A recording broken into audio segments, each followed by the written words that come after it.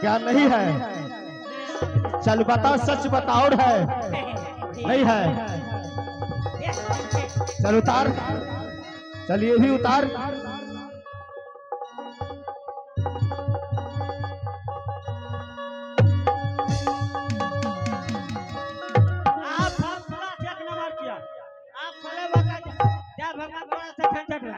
अरे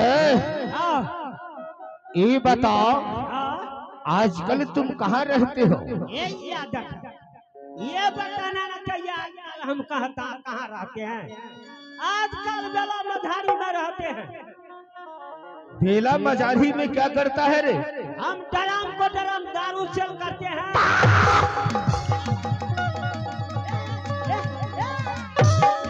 हरामजादे, तुझे मालूम नहीं है? जो आजकल दारू बंदी हो गया है, साले तुम्हें पकड़ कर ले जाएंगे इसी वक्त। मेरा बाप हम पकड़े नहीं दिए थे और समय हम टका हुजूर का देख रहे थे। ड्रम का ड्रम तो सेलिंग करे थे। अब बोतल का बोतल हम धुल। हरामजादे, हाँ ये बताओ, इस वक्त राज महबा की क्या कुशल है? हाँ ये बताइए ना हुजूर, राज महबा के कुशल बहुत सुंदर, बहुत अच्छा। शाबाश। ये कहने जोग नहीं है हुजूर। रे मंत्री, हमारा भैया धर्मराज का क्या कुशल है? बाबा धर्मराज का बहुत कुशल, बहुत अच्छा। एनी टाइम में उसको ट्रेन में रहते हैं। क्यों नहीं? भाभी माँ का क्या कुशल है? वो भी, उसका भी कुशल बहुत सुंदर है हुजूर। इस वक्त हाँ मोरंग वाली राज महबा में है। ओहो, घर मोरंग वाली जो है ना, उसको हवेली में हुजूर मैं नहीं जाता। इसलिए आप मेरा मालिक है, मलकानी को चंबर में जाना यानी मेरा मना है। समझ गया। तुम्हारे कहने का मतलब ये हुआ हाँ कि मोरंग वाली को मैं आवाज लगाओ। हाँ हाँ स्वयं आवाज लगाइए हुजूर। क्यों नहीं? कहते हैं आधा अंग की मालिक अर्धांगिनी होती है, धर्म पत्नी होती है। क्यों नहीं महाराज? मैं कितने दिनों की बात राज महबा आया हूँ, तो एक बार मोरंग वाली को बुला करके उनका समाचार पूछता हूँ, और उसके बाद मैं अपने भाई की अदालत चलूंगा। उसके बाद शिकार खेलने के लिए चलूंगा।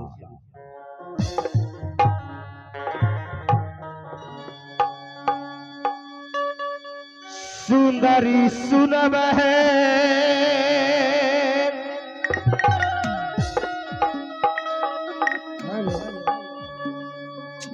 बरंगर वाली,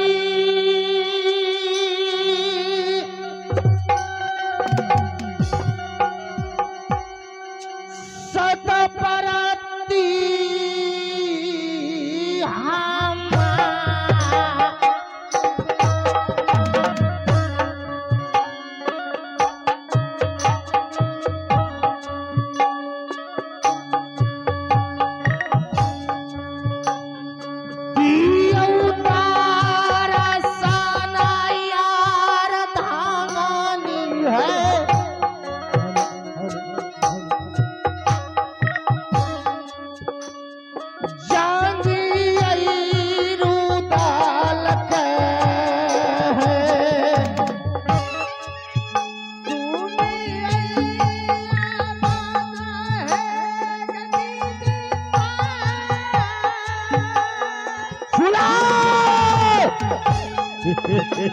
आ रही है।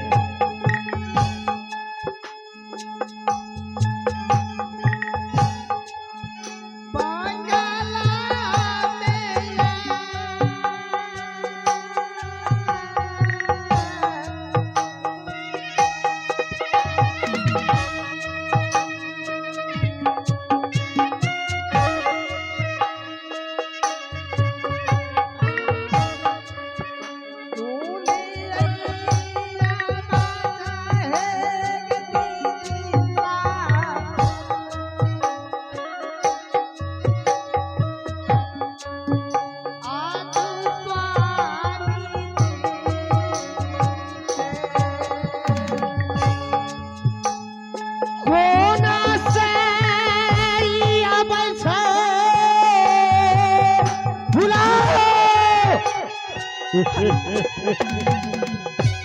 सोमनाथ जी, मैं आ रही हूँ सोमनाथ जी। प्रभु जी हो, इस रास्ते से आ रही हो।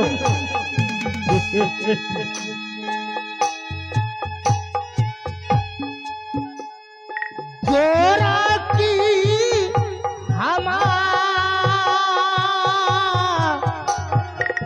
सुनो, आ रही हूँ सोमनाथ जी।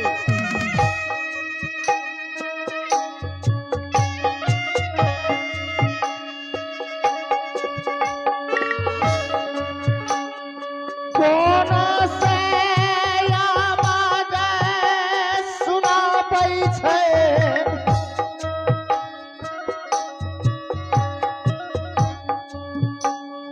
कैली ऐसन बोली हो।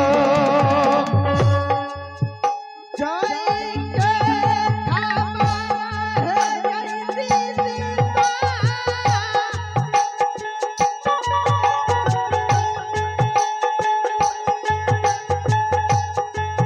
पूछ ले मैया।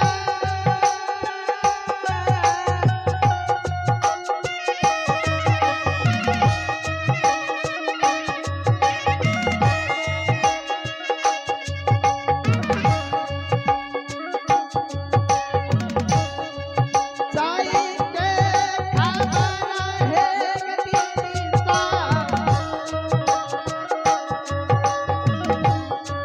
स्वामी जी के पूछा।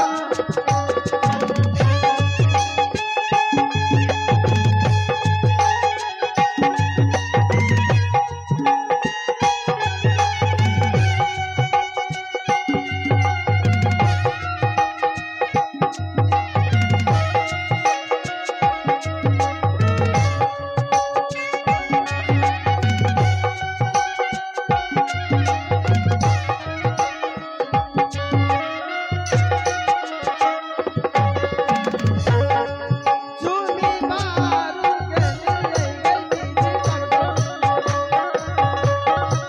स्वामी राजा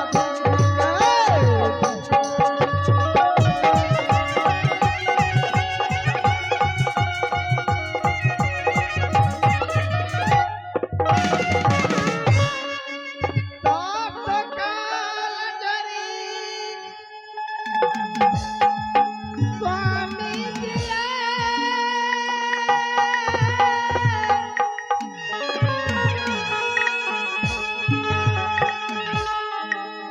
सारा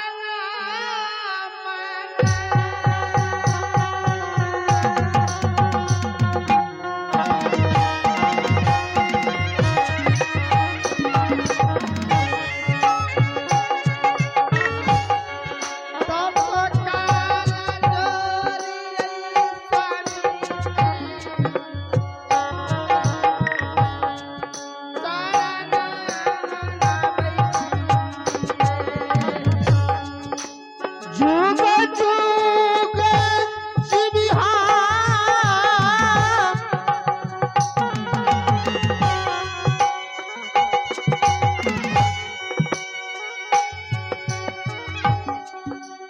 सुंदर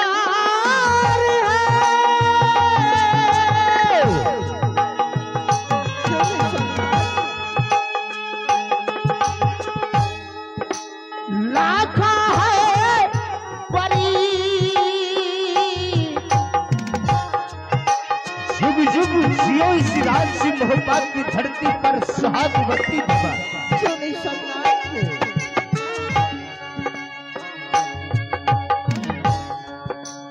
जुगा जुगा जीवी हमरा गानी है।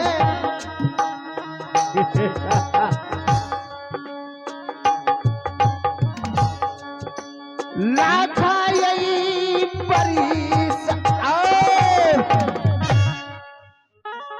हे प्रिय, हाँ, सोमनाथ जी। सदा सुहागिन हो, जुग जुग जियो इस राज्य मोहब्बत की धरती पर। सुनी सोमनाथ जी। सबसे पहले ये बताओ राज सिंहोपा की क्या कुशल है? स्वामीनाथ जी, राज्य मोहबा के कुशल माँ दुर्गा की दुआ से बहुत अच्छे स्वामीनाथ। शाबाश। भाभी माँ की क्या कुशल है? उसका भी बहुत अच्छे स्वामीनाथ। क्यों नहीं?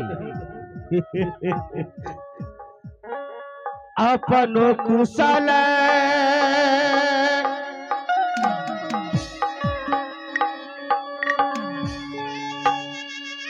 मोरंगर वाली है, नथिया वाली है, झुमका वाली।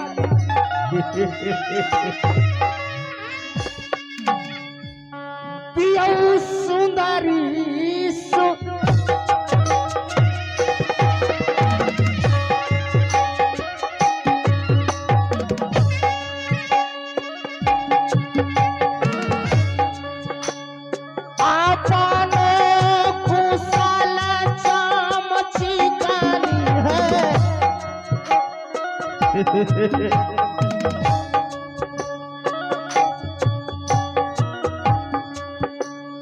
हमारा सुना दियो है,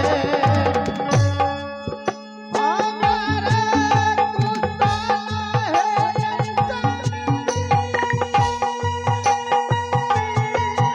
शाबाश।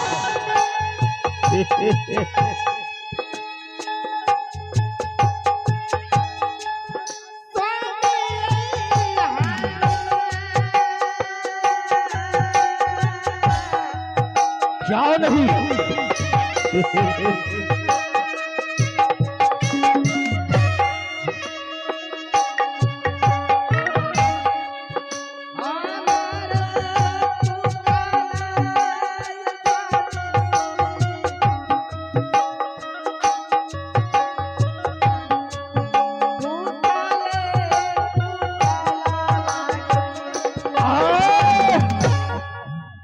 हे प्रिय, ऐसे करो, अब यहां से चलो, रंगमहल चलते हैं।